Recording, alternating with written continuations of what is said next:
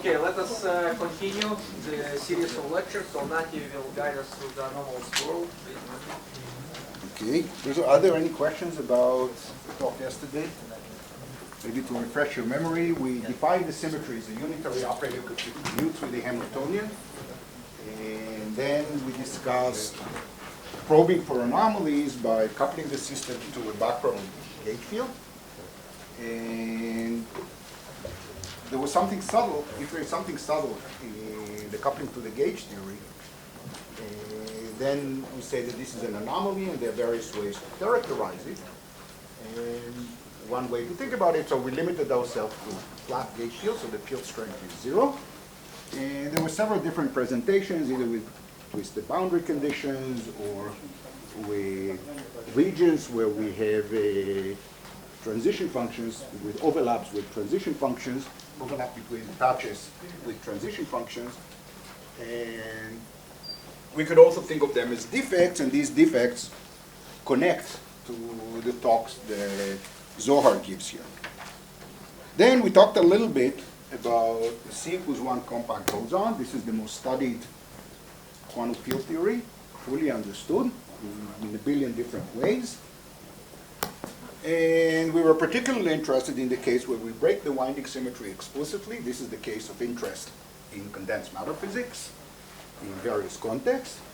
But somewhat surprisingly, we saw that when we turn on a chemical potential for the momentum symmetry, even though the winding symmetry is explicitly violated in the original Lagrangian, in the presence of the chemical potential, the symmetry comes back, and it doesn't even come back as an emergent symmetry. It's a lot stronger than that. Even with the symmetry violating operator, the winding operator, is nominally relevant in the presence of background momentum charge, the symmetry is there, and not only is it there, it's not violated even by irrelevant operators. And anybody who was indoctrinated with naturalness, how symmetries emerge, accidental symmetries, should be completely surprised by that. Because we got a symmetry out of nothing. Out of nothing. And not only that, that symmetry has some anomalies with it, which I have not discussed in detail, I just mentioned them.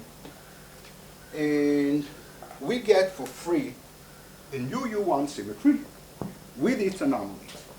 So this really calls for a much better explanation. And we define such a symmetry that appears, the origin of the name is not clear from what I said so far. What we refer to such a symmetry is an eminent symmetry. Okay, eminent within E. Are there any questions about yesterday? No. So I'll continue with the continuum, although I will soon switch to the lattice.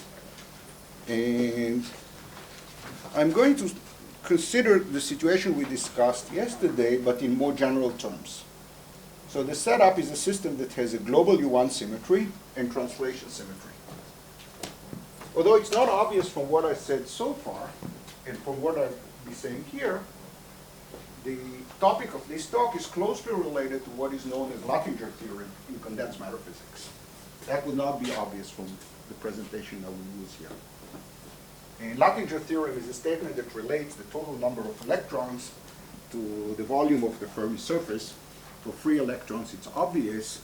For interacting electrons, it's highly non-trivial. It's a fundamental theorem in condensed matter physics. It has lots of applications and so forth. So what I'm going to do today is closely related to this topic of Lattinger theorem.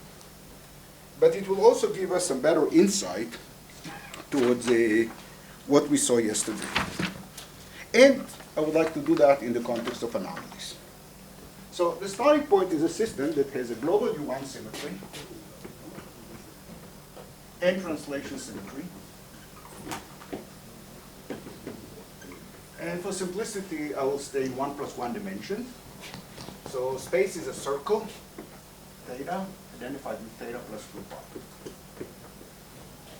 This is space, and we have time. So here on the cylinder. And depending on how it goes, I might do the same reasoning later today on the lattice. So we have a lattice of points at all time. So we follow our nose. What did we say yesterday? we have to create a twist in space in order to explore for symmetries. Like group element G, which is e to the I sigma q. So the U1 symmetry,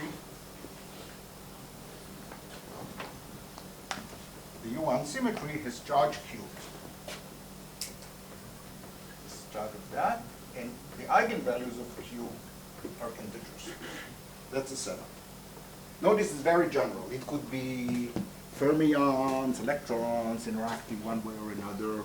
It could be bosons with a global U1 symmetry. It could be any system which has a global U1 symmetry. So I'm not going to care what it is. So in order to probe for anomalies, we have to pick a group element which would tell us the twist in space. And we can think of it as either as twisted boundary conditions. So as we go around space, every operator that carries charge q transforms by this phase. So this is a new probe of the system. Or we could say that nothing happens locally, and we pick a point in space, here, and we put a defect here, such that every time we cross this point, we undergo a transformation like that. So either we smear it around, or by changing the Hamiltonian, or we just declare that we have twisted boundary conditions. That's completely homogeneous. Or I pick a point and I say that there's a defect here, and as I jump, there's a transformation like that. I prefer the last of them. So the Hamiltonian, it now depends on sigma. That parameterizes the strength of the defect, exactly the properties of the defect. Sigma is the same as theta? No, theta is a parameter that runs here. It's really important to keep all the, theta is the coordinate along the, in string theory, this is usually denoted by sigma, so that could be a confusion. Sorry? Theta is the coordinate of space. Theta is the coordinate.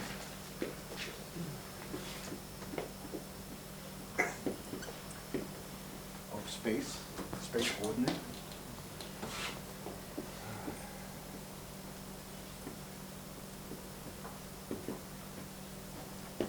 Which is 2 pi periodic. And sigma is a parameter that tells us by how much we jump around here. And sigma is obviously the same as sigma plus 2 pi.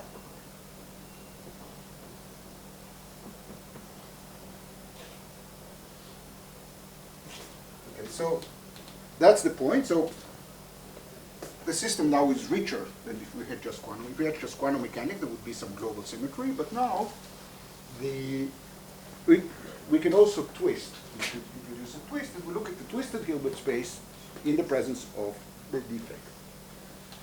What are the symmetries of the twisted problem? So first we have the same U1, because that doesn't break the U1 symmetry.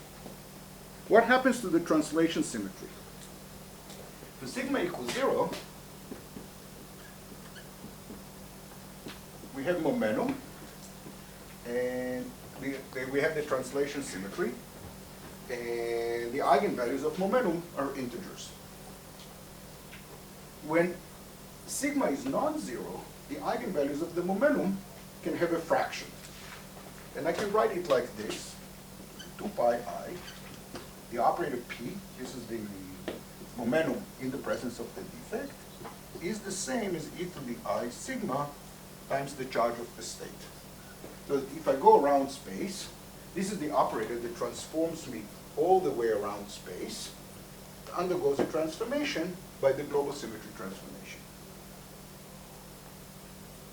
We could bring this to the other side and redefine what we mean by the momentum, such that e to the 2 pi I times the new momentum is 1. But it's better to think about it this way, where the natural generator for the symmetry transformation is different.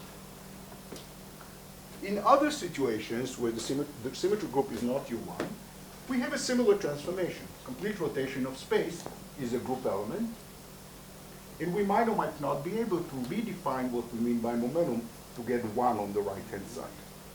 In that case, we say that the symmetry group, the internal symmetry group, is the centralizer of what we put in the twist. In this case, it's the same group.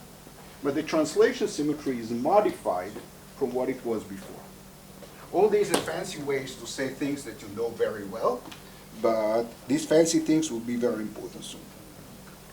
And now we compute a partition function, which I talked about yesterday. But we ask, is there an anomaly? How do we probe for anomalies? We compute the partition function where we put all possible twists.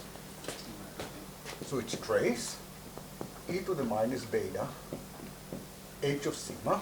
That's what we normally do. The Hamiltonian depends on the twist parameter sigma, because at some point we introduce the defect. We can also put e to the I xc times q. We have to put, the rule yesterday was sigma is the group element of the twist, and then we put an arbitrary symmetry transformation in here. So I can put that. I can also put e to the I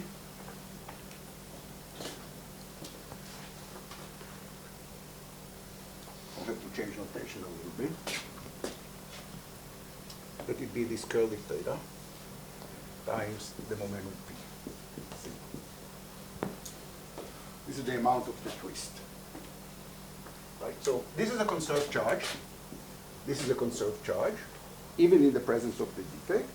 And therefore, when we have this new Hamiltonian with the defect, and we put an arbitrary conserved charge here.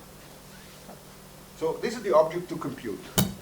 And people who studied worldsheet string theory, they've been doing it all along. We twist in space by one group element.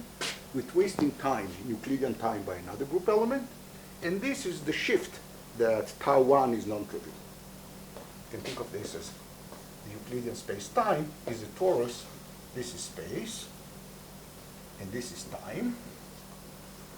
And as we try to go around here, we have to shift by that amount.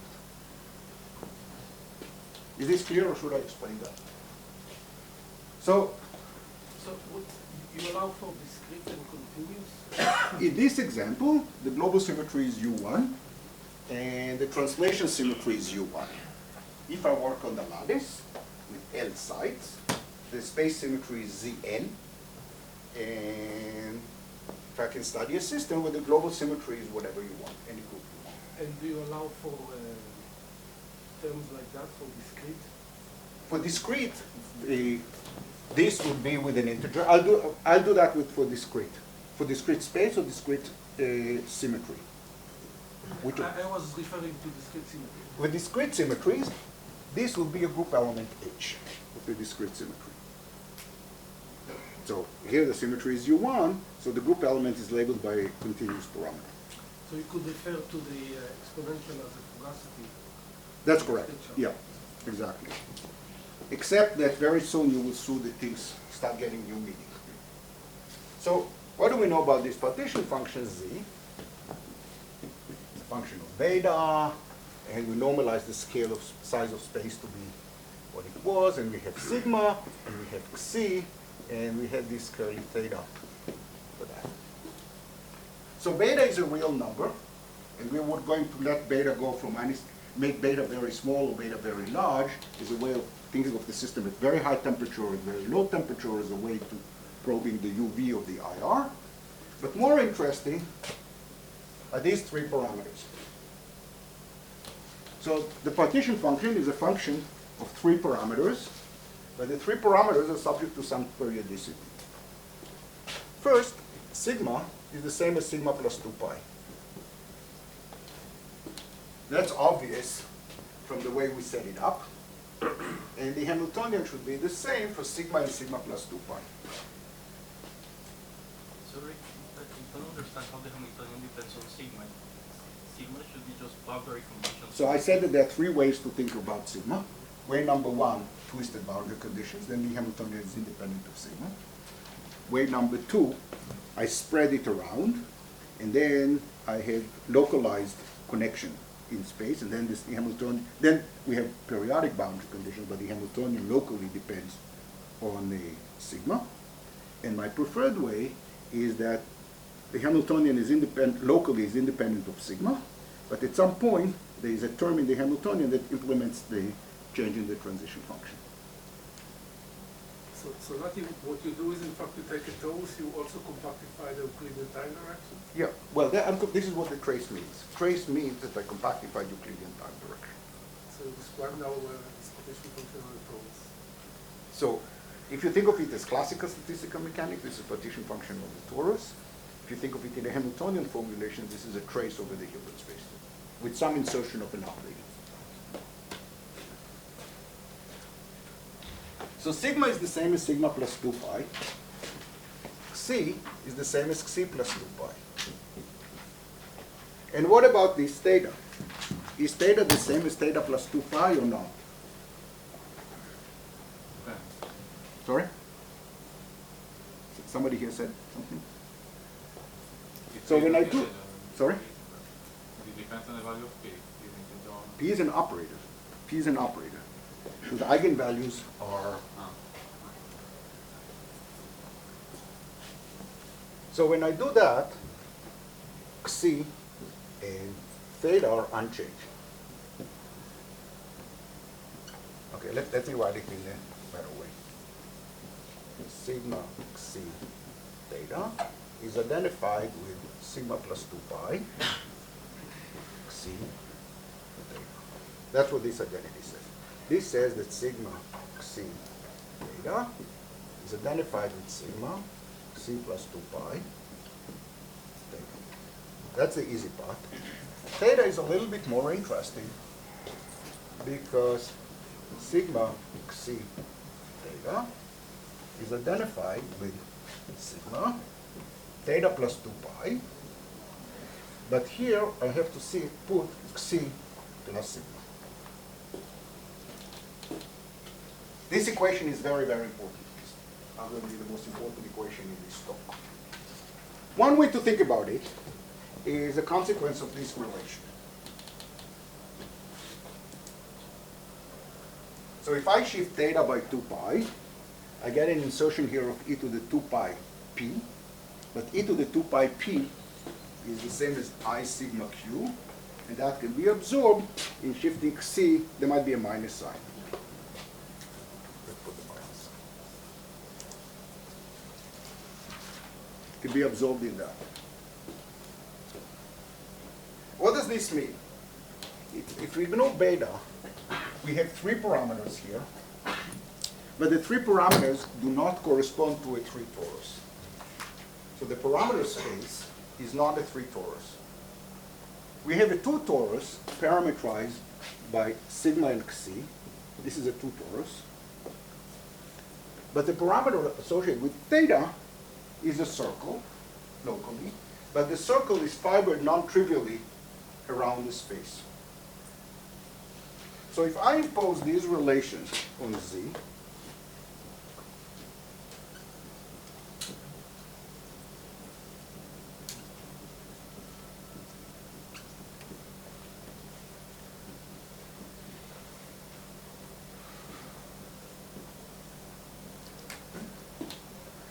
the partition function is still a good function on the parameter space. But the parameter space is slightly non-trivial. The parameter space has 3 circles, sigma, Xi, and theta. Sigma and Xi are the holonomies in space and time. They parameterize the gauge field that I have, and it is indeed a 2 torus. But this circle is fibered non-trivially over it. I emphasize this is not an anomaly. It's not an anomaly. It's just a statement that the partition function depends on parameters, and the parameters take value in a more complicated space. This space, parameterized by the 3 of them, is known as the Heisenberg manifold. Incorrectly, it looks like a 3 torus, but in fact it's a 2 torus with the 3rd circle is rotated non-trivially around. And all it says physically is this simple fact that when you shift theta by 2 pi, we have this picture here, is I shift theta by 2 pi, I go from here to here. I go from here to here. This is shifting theta by 2 pi. Then the holonomy here, which was sigma, and the holonomy here, which was Xi, Now the holonomy from here to here is C plus sigma. That's what it says. It's as simple as that. That's not an anomaly.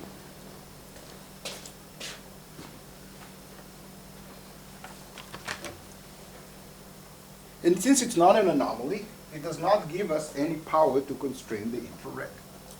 In fact, we had very little input so far. We said that we have a system that has a global U1 symmetry and translation symmetry, and we computed the partition functions.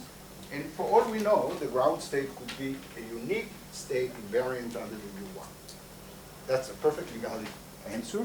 For example, if you take one complex scalar field with a mass, it satisfies these conditions. And at low energies, we have only the vacuum. But now we're going to make it more interesting. Any questions before we make it more interesting? Is the trace taken over all possible charge? Yep. The trace is over the entire Hilbert space.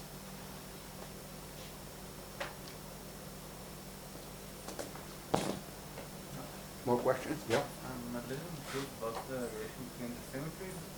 Is the operation of field sigma with the charge of the separate U1 symmetry? Sorry, there's only one U1, and we did a twist in that U1. Which is not the translation. Which is not? The translation. Not translation. The U1 is like, if we have electrons, it counts how many electrons we have. It can be thought of when we call it U1 momentum. Yesterday we called it U1 momentum. This is momentum in the target space as opposed to your momentum in space-time. And the parameter, momentum in? P. The momentum in space-time or in space is P. This is momentum, and Q is the momentum in the target space or fermion number or whatever U1 symmetry you have, baryon number. Because what I say here is true for any, I have very little input. Yeah. This U1 that we are talking about is the one that is conserved because of equation of motion or topologically conserved? It's U1, there's no difference. Well, because if it's the one that associated with the equation of motion, there is another one which is topologically conserved. No, that's, you have it, okay, a number of comments. First of all, you have a specific example in mind. Yes. The example to Scalar keep, field. yeah, but the example I want you to keep in mind here is a single, free, complex scalar, massive complex scalar field. There's no winding. There's only only momentum. Or if you wish, the scalar field from yesterday with cosine theta. Having said that, whether a symmetry is conserved because of the equations of motion or because it's trivially conserved, that depends on which formulation you use. It's not an intrinsic property of the system. The intrinsic property of the system is that there's a symmetry and there's a current, and the current is conserved. And if the symmetry is discrete, we don't have a current, but we still have the charge operator. And whether it's because of the equations of motion or because it's trivially conserved or it's topological, that could vary from from description to description. But you're too much tied now to the example from yesterday. If you do want to do that, then this is the U1 momentum in the system where I broke explicitly the winding symmetry. I'm trying to say more generally the conclusion from yesterday at the end, which looked so surprising, that I got symmetry and gaplessness out of nothing, just by turning on a chemical potential. So I said, okay, let's go back, say, this is the most general system with the U1 symmetry. What about the chemical potential enter? So far, there's no chemical potential. So far, or if you wish, the chemical potential is zero. But since you asked, I'm going to introduce the chemical potential. So there are two ways of doing it. Number one, add the chemical potential by hand as a term proportional to the charge. Add it to the Hamiltonian, a term proportional to the charge. Alternatively, I can do the analog of microcanonical ensemble and project on states with fixed charge. And for large enough systems, they are the same. Let me do the latter. Yesterday I did the former, so let me do the latter. So I want to project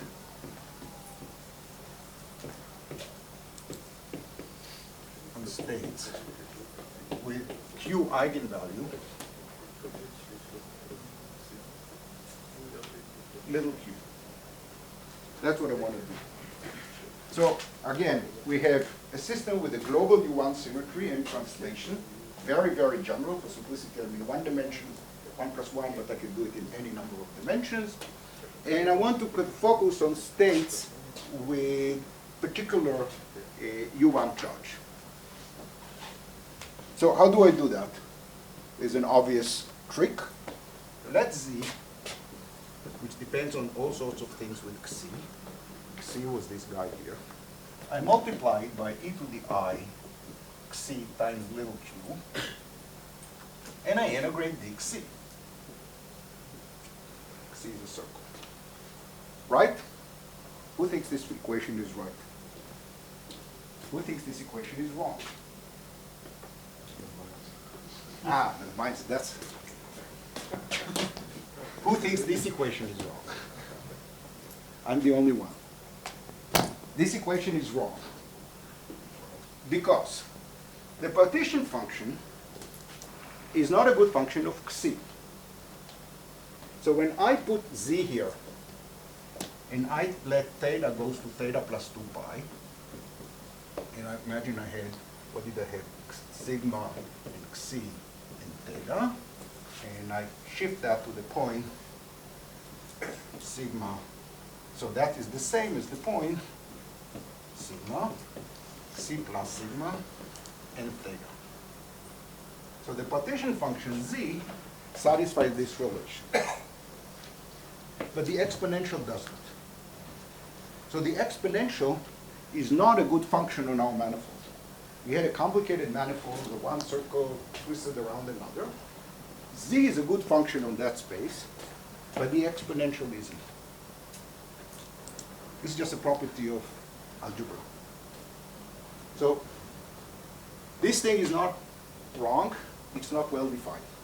We have to make it well defined. In other words, when we say we integrate over Xi with fixed sigma and theta, what we say doesn't mean anything. Because for fixed sigma and Xi, so that should be we integrated over Xi, so for fixed sigma and theta, this is a good function for fixed Xi, but when we integrate, we cannot. Because as we move around, when we come back, we're not going to come back to the same thing.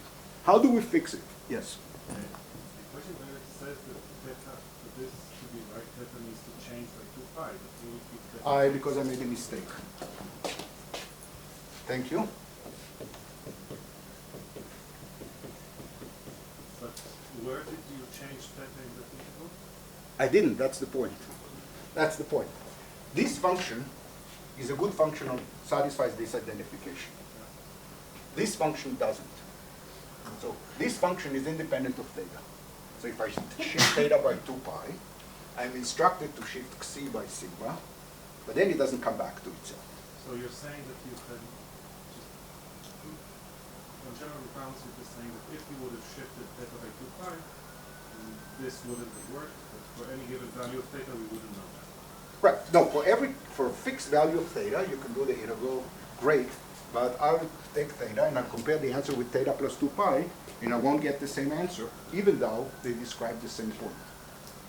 Right? So something has to give, but what you said is on the right track. Let's imagine theta is not identified with theta plus 2 pi. We forget this relation. Or if you wish, we go to the covering space in theta. Now there's no problem. I can integrate over Xi. It makes sense. However, something has to give, right? So what has to give? I'm going to define Z sub q to be this function. Z sub q is a function of beta and sigma. There is no Xi now, but there is a theta. And this function Z sub q of beta, sigma, and theta plus 2 pi wants to be ZQ of beta, sigma, and theta. Right? That's what it wants to be, but it fails to do that. And instead, I assign, I have here e to the I q times sigma. So when we forget about Xi and we trade it for q, the parameter space had two circles, T2, and the partition function is no longer a function on the parameter space, but it's a section of a line number. So the partition function is a section of a line bundle. In other words, when we shift theta by 2 pi, it is multiplied by a phase. Have you known this fact before? Yes, you have. So let me say the same thing in plain English. If you twist space by sigma, the eigenvalues of the momentum change. The eigenvalues of the momentum change by an amount proportional to the electric charge, to the Q, charge Q, times sigma. That's the consequence of this equation. And therefore, if you look at the state with a particular charge, if you shift theta by 2 pi, the momentum is no longer an integer. Since the momentum is no longer an integer, we get a phase here.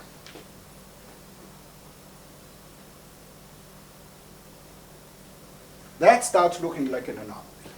An anomaly is a situation where the system is subject to some gauge fields or parameters, and the partition function is not a function, but it transforms non-trivially as I move around.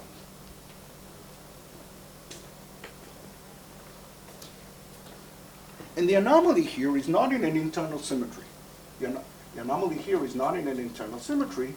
It's an anomaly in the U1 associated in the parameter sigma, which is the twist in space of the U1, and the parameter theta, which is conjugate to translation.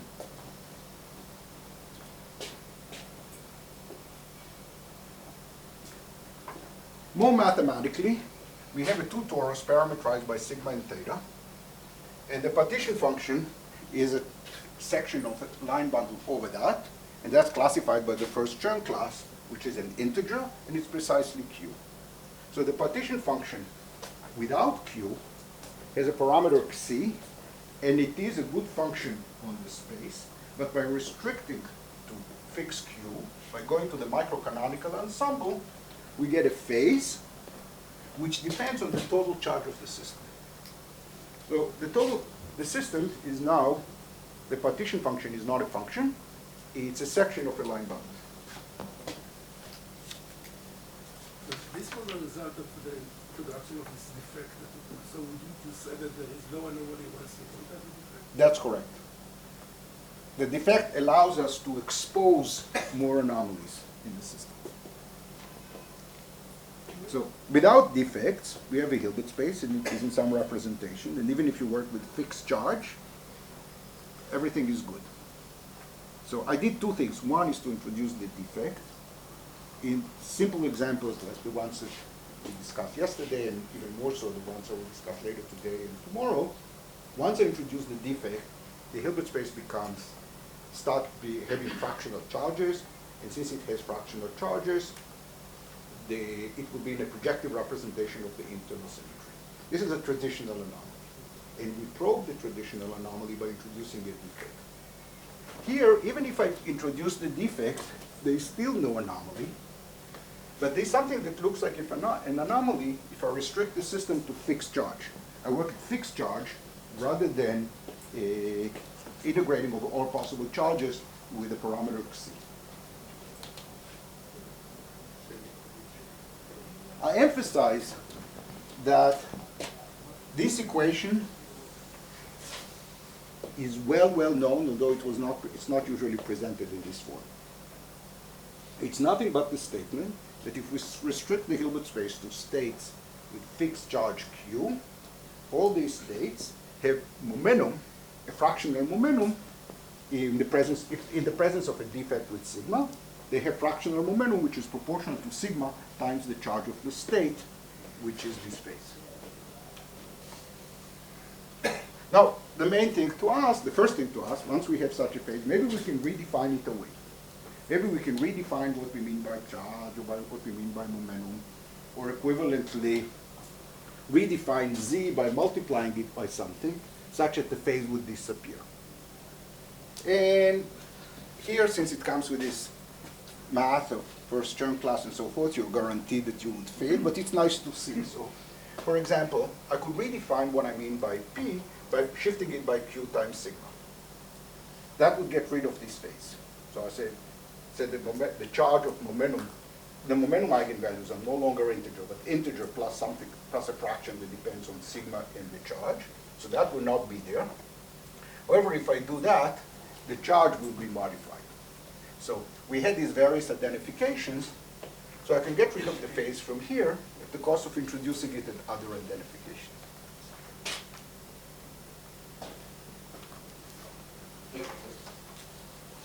What does this mean? It means that even though the system is fixed C, namely when we look at the big Hilbert space, all possible values of Q, it doesn't have a phase. If you wish, it doesn't have a phase, we said that before. And that system could be trivial at long distances. And the example was the massive scalar field is trivial at long distances. From the example of yesterday, we could be in the gapped phase of the compound boson with a winding operator that breaks the symmetry, and it is gapped and trivial. However, if we take the same system with fixed charge, something will have to produce this phase at long distances. So by making beta very large, see this phase is independent of beta, so now we imitate a tooth. This formula is independent of beta. We can make beta very large. We only zoom on the low-lying states, and the partition function of the low-lying states should still produce this phase. So if we analyze the system at fixed charge, as opposed to the system we started with, we just put a delta function for the charge, a Kronecker delta for the charge, or we integrated over this imaginary chemical potential. And we could have done the same thing by just adding a chemical potential and fix the total charge. When we do that, the system at long distances cannot be trivial. And it follows from very general considerations. And this is true for fermions. It's true for the massive boson. Or it's true for the example we discussed yesterday, deformed by the winding operator. And this is a very powerful result, because there's very little input. And the statement is that the system with a U1 symmetry and translation symmetry, in the presence of background charge, or if we focus on states with background charge, or we turn on chemical potential, cannot be trivially gapped. This is equivalent to a statement in condensed matter system about Mott insulators, which are gapped systems with U1 global symmetry. Their ground state could be trivial if there is no charge, but if there is constant charge density, they cannot be trivial. And this is a special case of this discussion here. Any questions so far? So what physically does it mean that you have this no gap? That I mean, you cannot accommodate spontaneous symmetries working? No, you cannot accommodate scalar security. In 1 + 1 dimension, this cannot happen. So in the example I had yesterday, I showed that even though I deformed the system by the winding operator, I still get the full U1 symmetry, the full winding symmetry at long distances. The system remains gapless. So the way this equation is satisfied in different examples could be different. This equation doesn't tell you what the answer would be. It only tells you that the answer cannot be trivial. So in the example yesterday, we had a very surprising result. We started with the system, we broke explicitly the winding symmetry, and we got it for free at long distances. Even when the winding violating operator was a relevant operator at long distances, which was a very surprising result. So now I'm giving some rationale for this. And the rationale is that in the presence of chemical potential, here I don't even know compound boson, winding, etc. I don't have all that. This could be a system of fermions. You asked me yesterday about fermions. This is a system of fermions. All I need is that it has translation symmetry, which gives me this operator, U1 symmetry, which gives me that. I use the twist as a trick to probe the system, and I introduce a chemical potential for the charge. And in the presence of a chemical potential, the ground state cannot be trivial. And the example yesterday, so now we should be a little bit less surprised about the example yesterday, because you see that it follows from, is a special case of a much more general story. In the example of yesterday, it requires the introduction of this cosine theta term, right? No, I would say the opposite. Despite the fact that I introduced the cosine theta and I didn't have the symmetry, I still got the symmetry for free. I explicitly broke the symmetry, and the system said, no, the symmetry is there, even though we tried to break it. So it was not because I introduced this, the cosine theta. It's the opposite. Shmuel, you wanted to cross? Yesterday you defined the anomaly as a symmetry that you cannot gauge. How it fits in? Okay, so that's a little bit different, and it's different for two reasons. Number one, it's different because the relevant symmetry is translation, not an internal symmetry. But other than that, it's essentially the same because the gauging corresponds to the various twists. So for an internal symmetry, I can put a twist in space or in time. For translation, I can't put this twist in space, but I can put the twist in time. You can think of the insertion of this operator in the trace as a twist in the symmetry along the time direction. So as you go along time, you have to act with the symmetry transformation. Engaged invariance is the statement that if I vary all the thetas by 2 pi and sigma by 2 pi, I come back to myself. This is a large gauge transformation. And it is indeed true when the partition function is gauge invariant without chemical potential. But with chemical potential, it's not, because it has this interesting phase. Yeah, so this example is really elementary, and it uses very little, and it shows this interesting phenomenon that we can even have an anomaly between an internal symmetry and translation symmetry, provided we have chemical potential. So the results from yesterday is less surprising, because it's a special case of that, but maybe you should be surprised that I get so much mileage out of nothing. That's the only thing you could possibly be surprised by.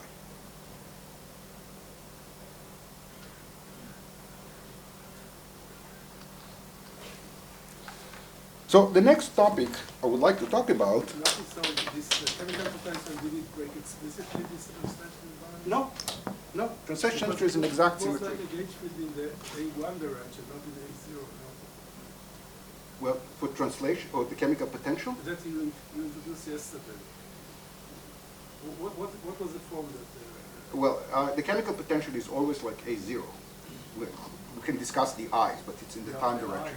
Yesterday, it looks like d by dx because I used the dual variables to make it easy.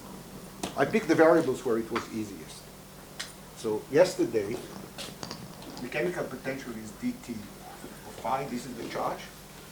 But to make life easy, I wrote that as dx of theta. And I use theta here for 3 different things, so I'll try to put different promise.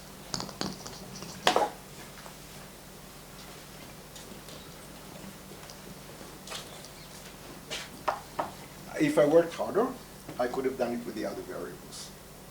In fact, what I do here is true independent of which variables I use. Like the presentation here on this blackboard, I didn't even tell you what the system is, let alone which variables I use to present it. And, yeah. Suppose that you know that the full system with respect to any scattering amplitude, what properties manifest this anomaly that you're talking about? The fact that if I put a system with chemical potential and I put the twist in space, the momenta are fractional values. That's what it basically says. But more importantly, because of that, the spectrum at low energies cannot be trivial. In the presence of a chemical I potential. think that Kobe is asking you all the time that this is a probe. No, I said about that about the twist, not about the chemical potential. I was very But careful. then you're going to a different theory. It's the chemical potential of the same theory. Yeah, no. Look, this is not a hypothetical world. In the real world, we have electrons. The electrons have a chemical potential, and many people are interested in the properties of material when there is non-trivial density. It's called Fermi surface. And people study neutron stars that might not have the U1 symmetry for baryon number and so forth. Then there is non-trivial chemical potential. Now, this covers many examples of interest. And these are properties of the system. So the next thing I would like to discuss, yeah. I maybe it's a basic question, but I could follow the analysis, but I don't understand why you inserted these two exponentials to the partition function, like the two last ones. Okay, so Is yeah. one of them the chemical potential? No. Okay, so I'm not following. Okay, so the reason I put them in, to quote a famous person, is because I could. Namely, what do we compute with the trace? We have a trace into the minus beta h, that's obvious. And we can also put all sorts of other operators. A special class of them are those that commute with the Hamiltonian, various charges. So the general object of interest to us, throughout these talks, will be a partition function with a trace e to the minus beta h, which depends on the group element, which is the trace in the twist in space, and the symmetry element h, which might also depend on g. Where this h commutes with the Hamiltonian. Now we could study other operators here which are not charges. We could do all sorts of other things, but this is a preferred set, those that commute with the Hamiltonian. And that translates to partition functions with twisted boundary conditions in space and in Euclidean time.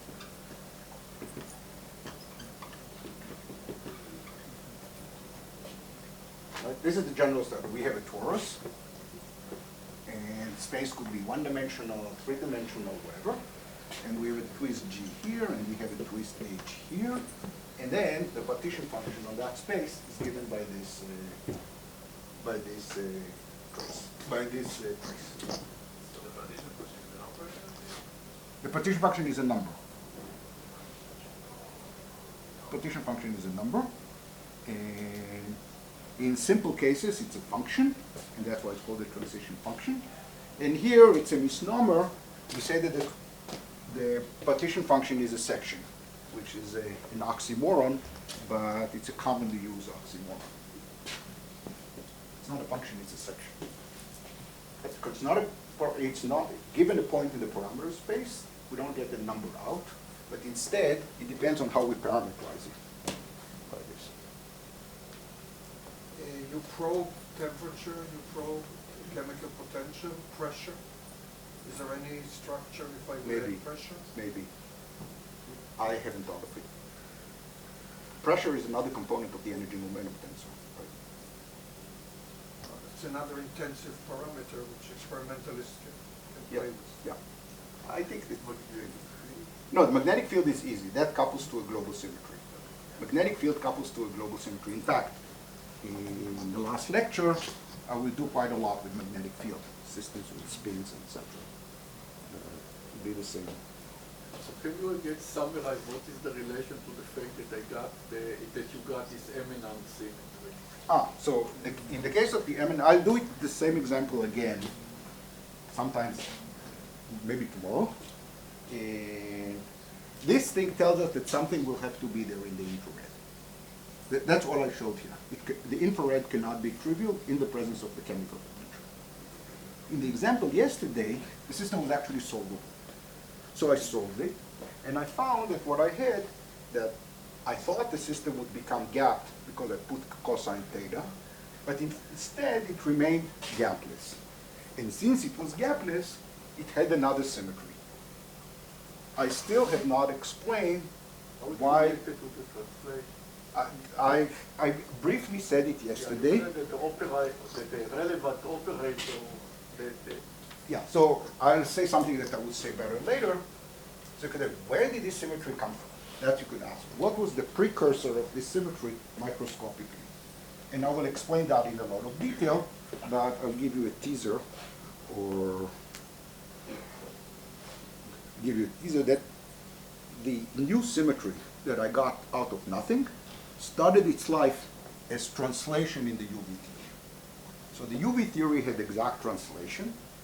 The IR theory had another exact translation. The difference between them gave birth to this new eminent symmetry. Here, I didn't have a specific system, so I don't tell you anything about the symmetries, but I can tell you that in this general setup, the infrared cannot be trivial. It could be as trivial as two states or something. It could be very simple, but not be a whole conformal field theory. That I'm not saying anything about it. And I'm also not saying that there's a new symmetry from distances. In the example yesterday, I got a new symmetry out of nothing.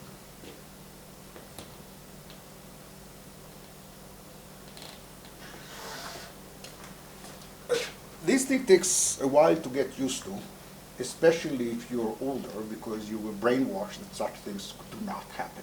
You don't get symmetries out of nothing.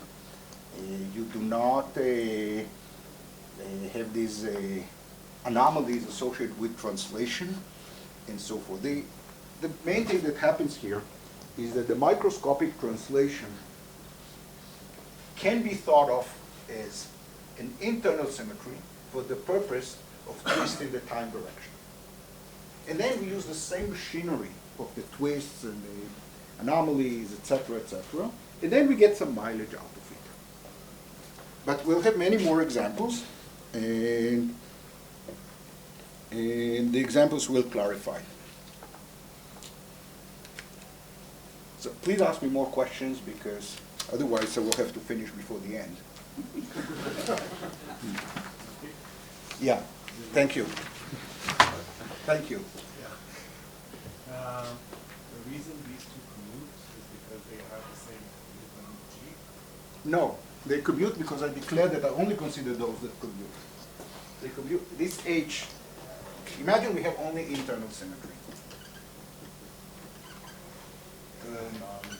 Symmetry. So I twist by, I hate this, by group element G in G. After I twist it by G, what's the remaining symmetry? In the case of U1, it remains U1.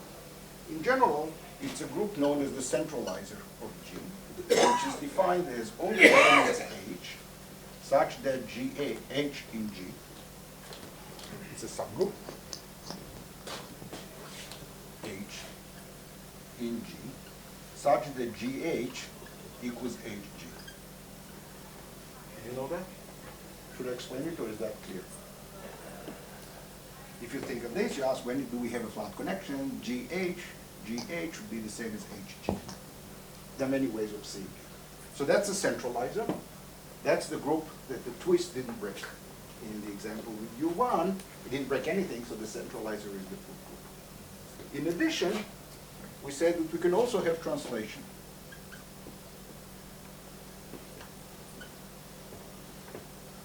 And we'll work quite hard to, in the examples in the coming lectures, to see exactly what translation looks like and how translation can change its nature due to the twist. We've already seen some of it when I had here the equation e to the IP.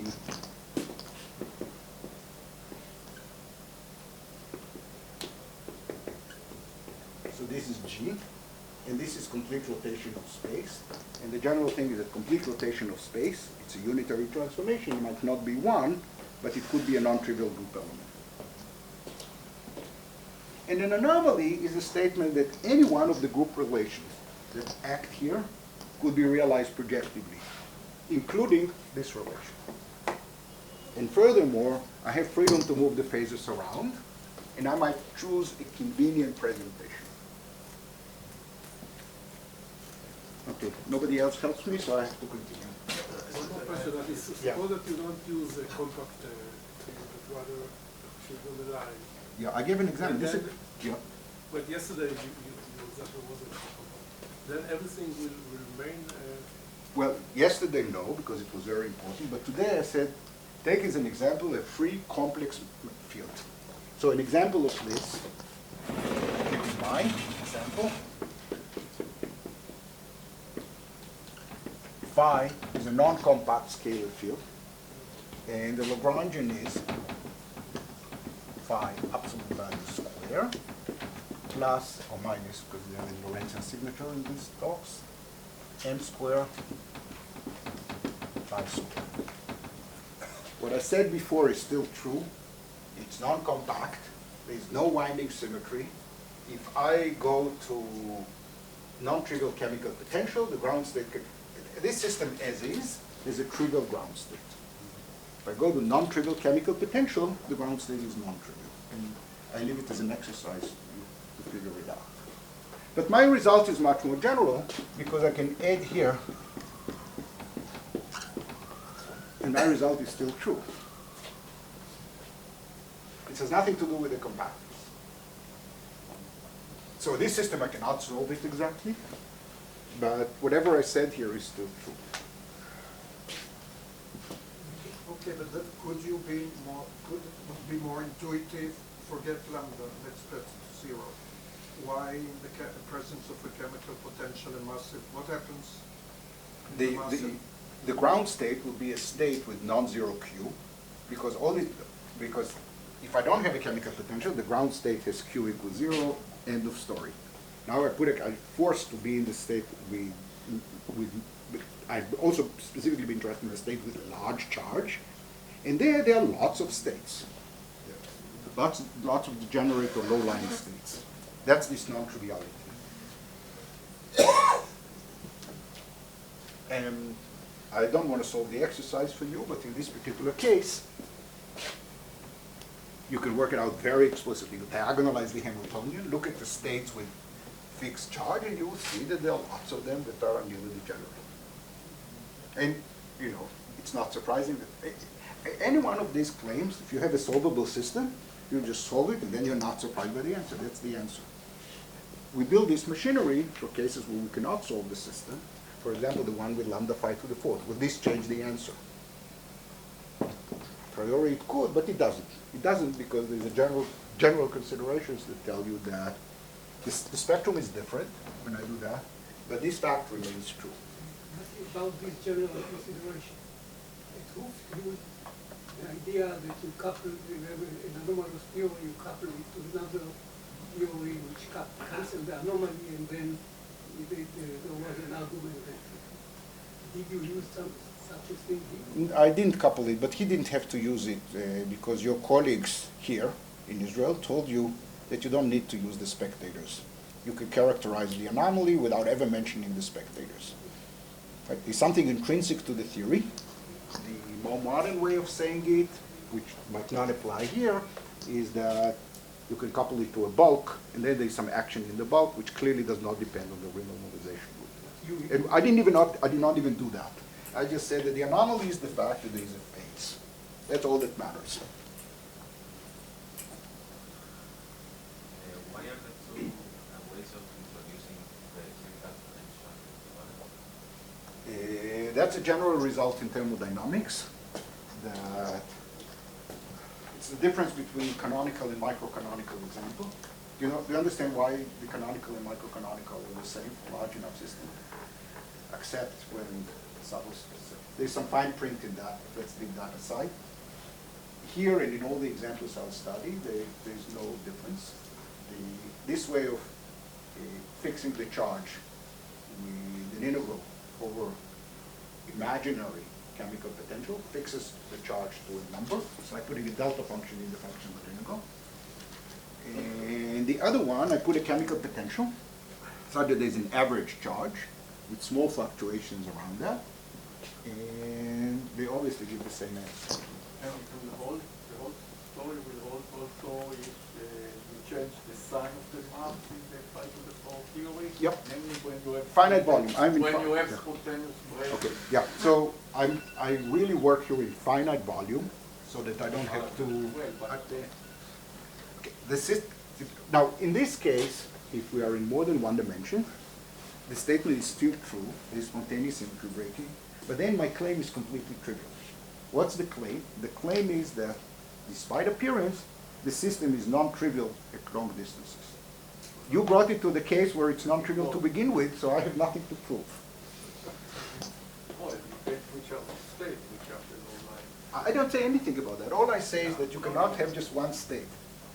You cannot have a trivial gapped phase. So you say if the symmetry is spontaneously broken, okay, then I don't even have to start this complicated analysis. One contracting question. So what is the function P of sigma in the last term of the partition function? Sorry? So in the last term of the partition function, there was something called P of sigma. I just want to know what exactly that function is. P is the momentum, which is the conserved momentum. I'll write explicit formulas. it's the generator of translation. And the system still has translation symmetry, even with the defect. As I said before, one way of thinking about it, you can just say that they're twisted boundary conditions. But it's a constant quantity. Why are we writing P of sigma? Because the explicit form of the operator could depend on sigma. I think I even said that. Yesterday I said, imagine you have a system, this is space, and I put the defect here, and the defect is topological. What does it mean that it's topological? I can apply the naive translation. The naive translation brings it to this. But then the defect is topological, so I can apply the other operator, and it brings it back to where it was. So the true translation operator, which commutes with the Hamiltonian, is a combination of the old translation and the unitary transformation that shifts the defect around. And now, in the next topic, I'll write a very explicit formulas for you. Maybe I missed this, but this equation that you have to write, how does it imply that you cannot have really gap system? Okay, so imagine you have just one state. You have just one state. Then start changing theta. So I change theta, I come back to where I started, and I got a phase. If you have just one state, this is not going to happen.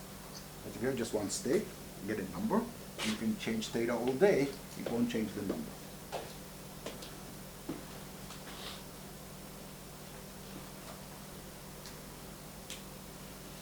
Okay, so how much time do I still have? 25 minutes. 25 minutes, perfect. I'm way behind my schedule. Okay, so far I kept the discussion in the continuum. I would really like to do the whole thing on the lattice. And there are several reasons I want to do that. First, this discussion is connected to a lot of known statements in condensed matter physics, although they don't phrase it in that way. And they have a lattice. So we'd like to connect to what they do.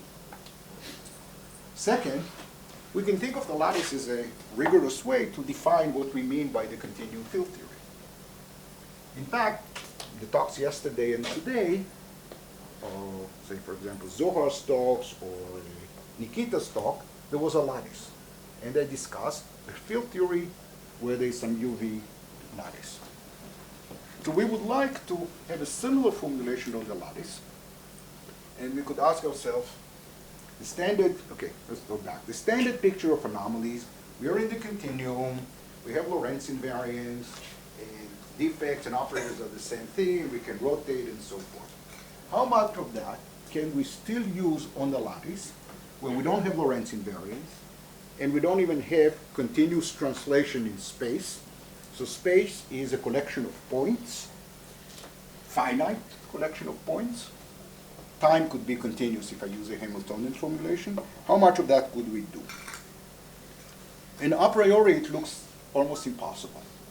It's almost impossible because we might or might not be able to couple the system to all these background gauge fields. We have to characterize what we mean by these defects. And in the easy cases where it's easy to couple to background fields, there is no anomaly. That's why it's so easy to couple to background gauge field.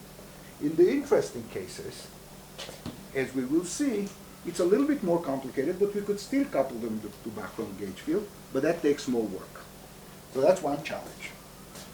The second challenge is that everything depends in the continuum on continuity. Use continuity. In the example here, I use even continuity in the group. I would like to be much more general and be able to apply the analysis when space is a collection of points, and the group could also be a finite or discrete group. So I don't have a continuity anywhere, and I would like to see how much I could still do in that case. And there could be new symmetries that appear at long distances. Do they mean anything? Do their anomalies mean anything? Or is that just we got a new symmetry, and it might or might not have anomalies, but we're not going to have any anomaly matching between them and anything at short distances because the symmetry is not there. But I also talked about these eminent symmetries that came from nothing. So just to tell you what I'm going to argue is that these eminent symmetries that came from nothing can have anomalies at long distances. That was true in the examples I showed. But they have a precursor at short distances. by analyzing the short distance theory, which could be on a lattice, carefully enough, we can see there why there is an eminent symmetry and the fact that this eminent symmetry can have an anomaly. And by doing that, we can get very powerful results on the long distance theory, where we use a symmetry which is not there. But still there will be eventually some soft matching between Yep, something? yep.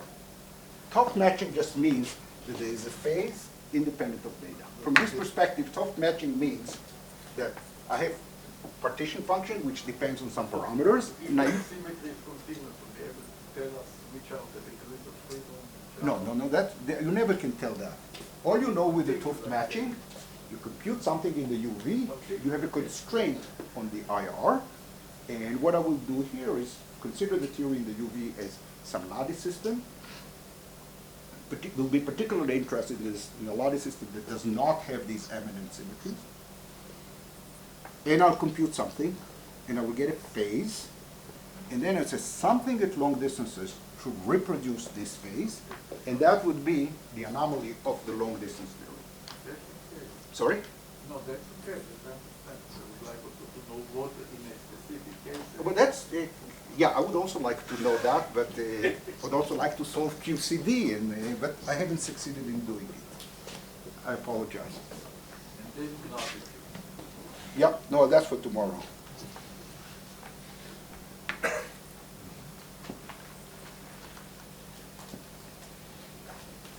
So, this is the challenge. And in order to address this challenge, I'd like to have a concrete example. Because one thing I learned from the first lecture, and I said that here, I either have a general formalism, and then there will be lots of questions, what about this, what about that, or I have a very, very concrete example and I study. So I'll have a concrete example. How much time do I have? 20 minutes. 20 minutes. Thank you. And guess what? It will be exactly the same example that we discussed yesterday. The C equals 1 compact boson.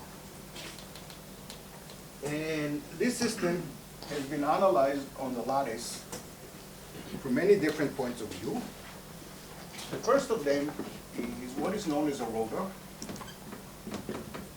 So for concreteness, I'll be in 1 + 1 dimension, but as you will see, this easily generalized to many other systems. I have a pj at every site, and a coordinate and a conjugate momentum phi j. Let's just see what kind of phi I used. I use uppercase phi, which is identified with uppercase phi j plus 2 phi. So I have a circle valued rotor at every site of the lattice. And the Hamiltonian is a half sum over j, pj square, plus sum over j, cosine delta phi. And I think I need a minus sign, so that the conversion, and then there's a coefficient. Yeah, it's customary to put a u here and a j here.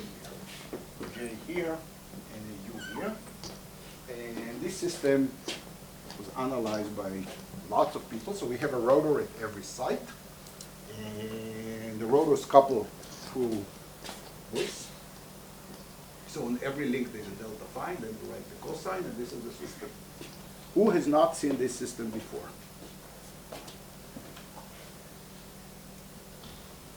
So people first look around, and then they decide whether to raise their hands.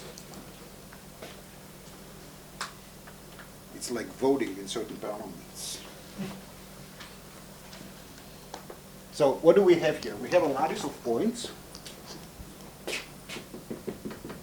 I'll take J to go from 1 to n with periodic boundary conditions, so J identified with J plus n. And I have rotors at the sites, independent degrees of freedom, which are circle valued. The momentum conjugate to them is Pj, and its eigenvalues are integers. The eigenvalue, thank you, Shimon. The eigenvalues are integers, and the rotors interact with each other through this cosine. And it has to be a cosine because they are circle valued. And carefully to match with my notes, I will call this phi j because I deserve P for something else. So this is phi j. And phi j by j prime, commutation relations equals to what? Sorry? I, important I, and then there's a prime here, delta j, j prime. Okay, so I completely specify the system. We have an infinite dimensional Hilbert space at every site, and that's what we get.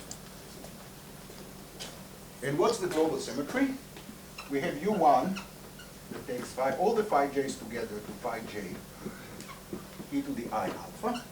We rotate all of them by a phase, that's a U1. We also have a Z2 that maps phi j to its complex conjugate. You don't mean The to phi the will I, be the lambda. plus alpha. Or plus alpha, sorry. Yeah. Earlier in the talk, phi was a complex field, but now it's not, it's real.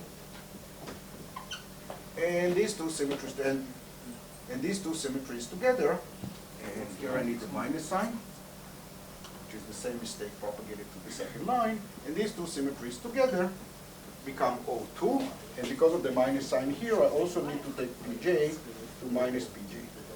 Pi. Sorry, pi. Thank you.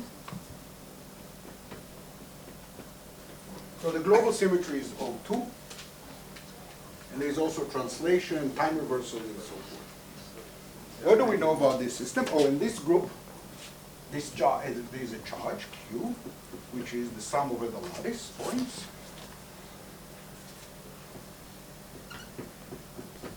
Ij, and it implements this transformation. And you can check that it commutes with the Hamiltonian. And for j much bigger than u, this term is the dominant one. So all the phi's try to be near each other. So we can approximate them by a smooth field.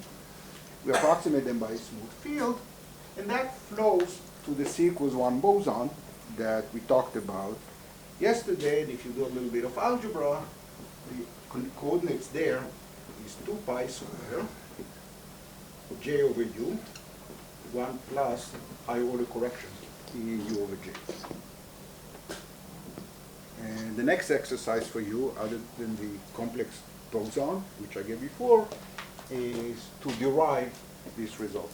Just expand this thing at large j, you expand the phi's near each other, work out the small fluctuations, change variables, and find this answer. What's the delta phi?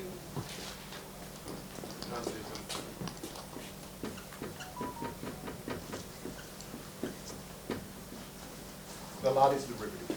So you have much more symmetry than what you wrote. Like what? It's enough that you do it for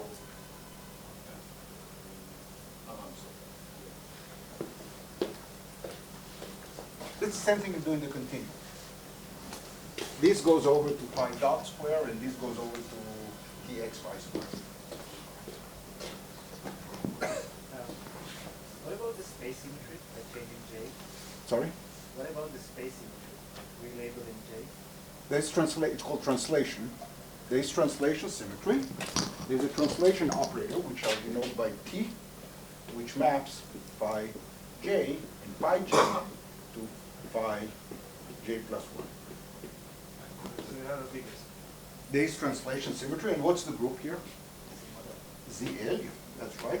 Physicists call it ZL, mathematicians call it Z model. And in fact, we can also have parity, and then the symmetry is actually DL. Not D mod L, but DL. And we can study all of that. This model does not have the winding symmetry. And following the discussion from yesterday, it has a BKT transition at R equals 2.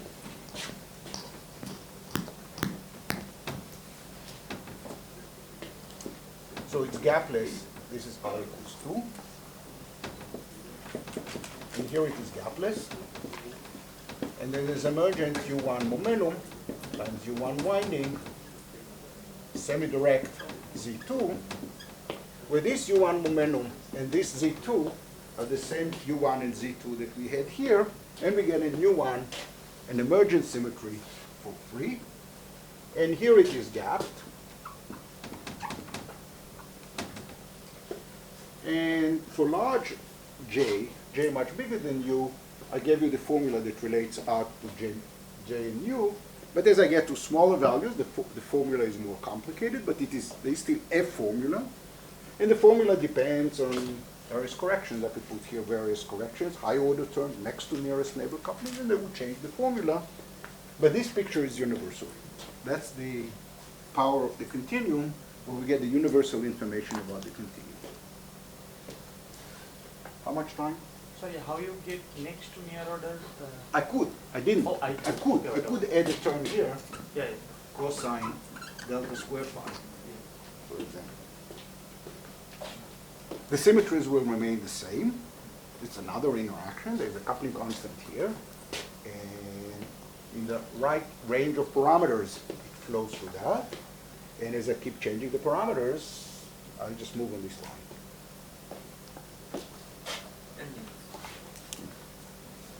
So what I will do next is modify this system in a sequence of steps such that I will realize this entire symmetry on the lattice. I'm going to consider a sequence of modifications of this system such that the entire symmetry group will be on the lattice. And that would be very interesting because this subgroup, so there's a subgroup of that that we talked about before, O2, which includes only this and that. That subgroup does not have any anomalies. This symmetry has anomalies. So if I could only get the entire symmetry to act on in the lattice model, I'll be able to see the anomaly on the lattice. So my goal is to change the model in such a way that the full symmetry group is visible on the lattice, and then I can study the anomalies on the lattice. So just for the record, when I went to school, the argument was you will never be able to do that. And the reason you will not be able to do that is there is a deep reason why there is no winding symmetry on the lattice. And the deep reason is that if you had the winding symmetry, you could have anomalies, and everybody knows you cannot have anomalies on the lattice. Because anomalies are associated with divergences and so forth. As I tried to emphasize yesterday, with some resistance from the audience, anomalies have nothing to do with divergences. And in fact, I will present a model where we have the full symmetry group and we have the anomalies already on the lattice. And this model will be a model with a lattice with 2 points. We don't even need L to be large. There's a lattice with 2 points, and it has a global symmetry, the full symmetry, and it has the anomaly already on the lattice. And then we can put it in various twisted boundary conditions and defects and explore all the lattice in a completely regularized finite problem. Explore all the things we've been talking about.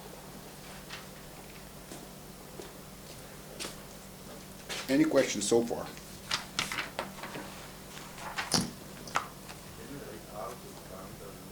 Sorry? Yeah, R is some function of U and J.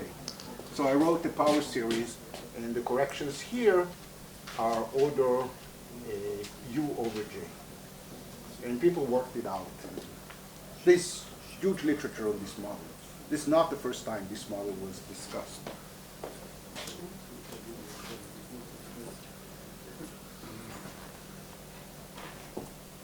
So I'm going to do it in steps. Step number 1. I want to be very close to the continuum here. So I'm modifying the Hamiltonian. Imagine this phi. J is very large. If J is very large, 2 points are near each other. Delta phi is small. This is the exercise that you were supposed to do.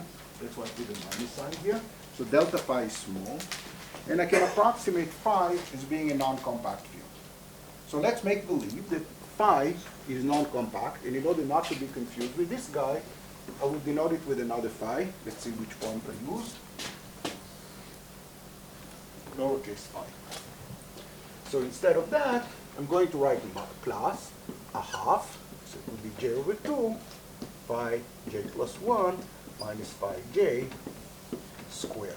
I will also abbreviate it to delta phi square to address a mitzwash.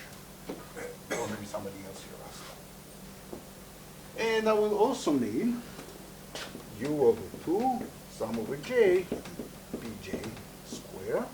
And here we have sum over j. And we have commutation relations phi j p j prime I delta j j prime. Should this be a That's- minus before the j? Sorry? Should there be a minus before the j? Then the value? What? Where? What? I'm not responsible for any sign here, but I think they're correct.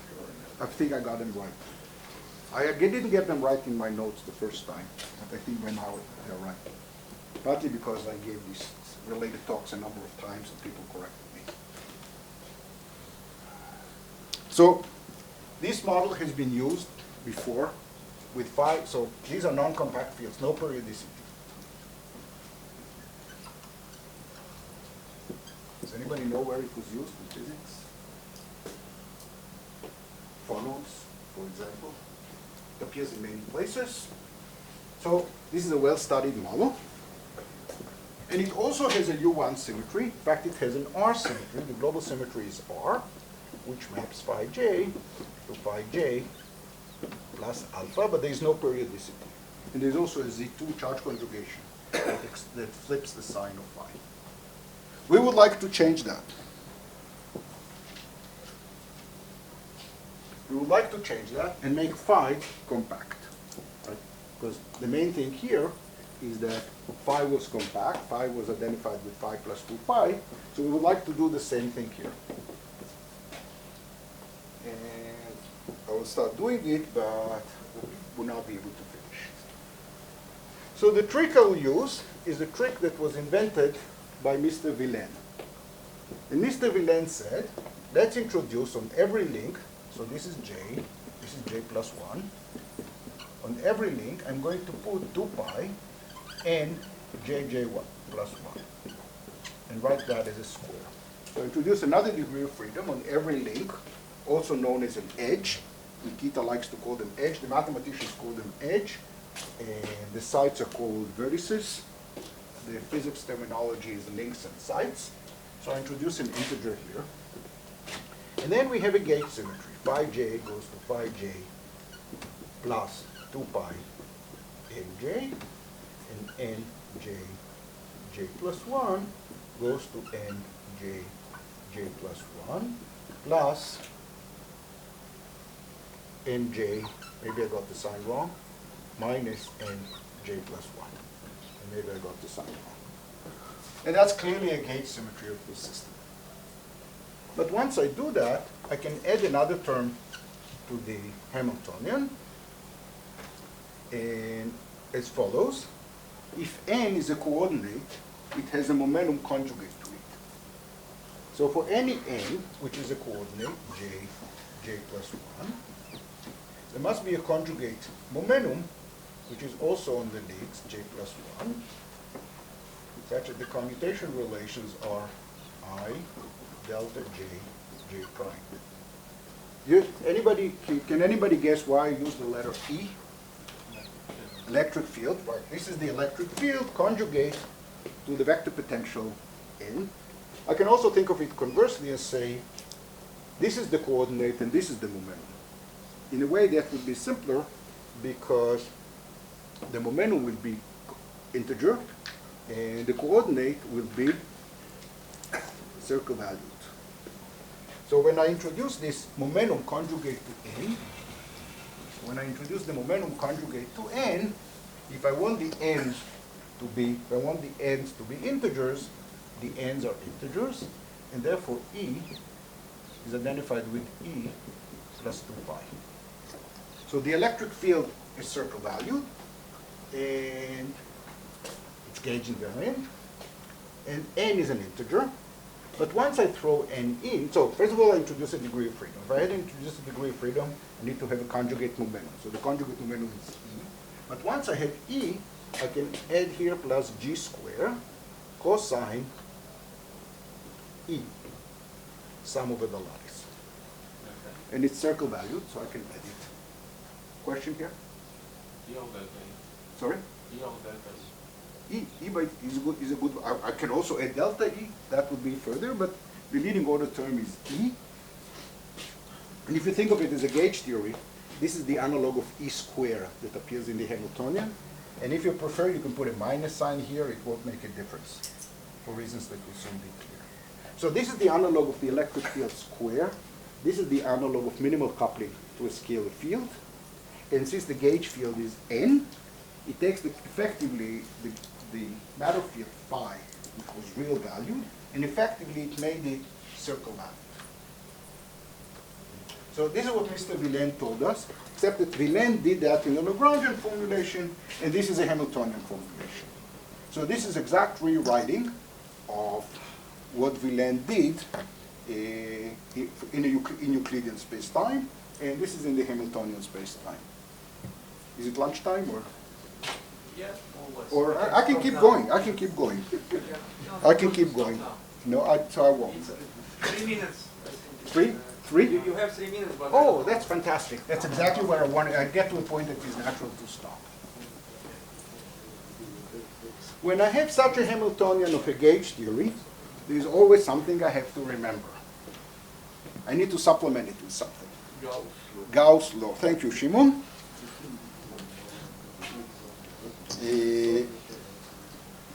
This Hamiltonian, as it stands, has an infinite number of conserved charges. Let me write it explicitly. E to the I, E j plus 1, comma j, minus E j, sorry.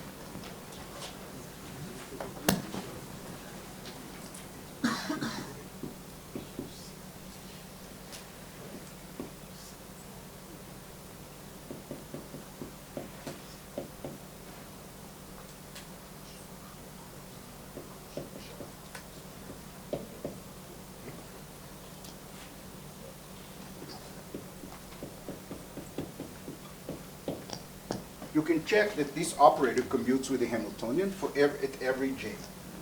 So let us unpack that a little bit. If you just look, if this had been real fields, this is the derivative of the electric field, and this is the charge density. In fact, the momentum, if you remember, the charge is Q, and the charge density is phi, whose role is played by P. So we have an infinite number of conserved charges. So the Hilbert space splits into sectors with different charges. And the simplest sector to focus on is G stands for Gauss. We impose this constraint. So we have a huge Hilbert space with lots of states. And for every site, we have an infinite number of conserved, the conserved charge can take an infinite number of values. And we impose that to be 1. Notice that this conserved charge is a phase rather than an integer. Why is this charge a phase and not an integer? Usually a charge is an integer. Why is it a phase here? That's a good question for your homework. Why is the charge here a phase rather than an integer? But that's the correct answer. It's a phase, not an integer. And we restrict the Hilbert space to that. And our full system is this well-defined Hamiltonian with these degrees of freedom on the sides and on the links with this Gauss law imposed.